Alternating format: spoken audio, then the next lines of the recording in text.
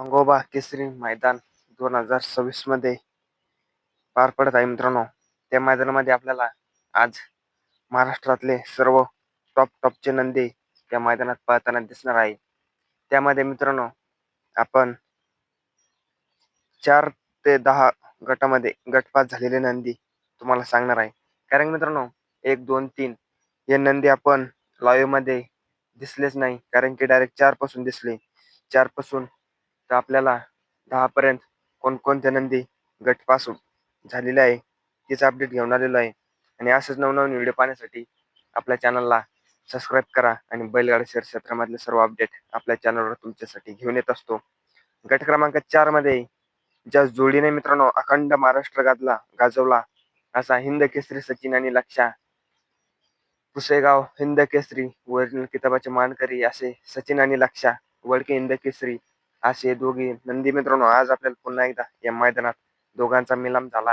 आणि आज अतिशय सुंदर अशा रीतीने गाडी गटपास झालेली आहे सचिन आणि लक्षाची. कारण मित्रांनो ही गाडी आज एक नंबर करणार का, नक्की कमेंट मध्ये सांगा. अतिशय सुंदर असा जोड पोहतो.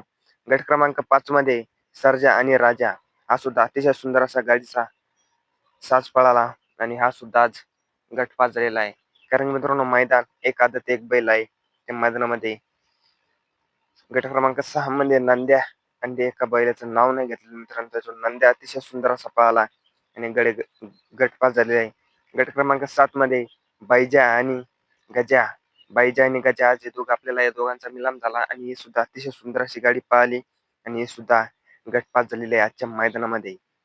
त्याच्यानंतर गट क्रमांक 8 मध्ये फौजी आणि वरदान आज आपल्याला हा जोड एक बघायला मिळाला आणि हा अतिशय सुंदर पळाला आणि सुद्धा गाडी गटपास झालेली आहे.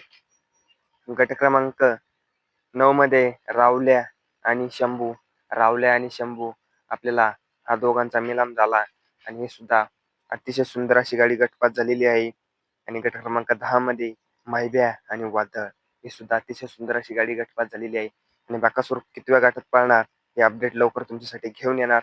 आणि मित्रांनो बाकासूरच्या दावणीतली नवीन खरेदी वादळ आज मैदानात दाखल झालेला आहे. त्याचा गट क्रमांक सुद्धा सांगितलेला आहे. आपल्या चॅनलवर जाऊन बघू शकता. या चॅनलवर व्हिडिओ टाकलेला आहे. धन्यवाद.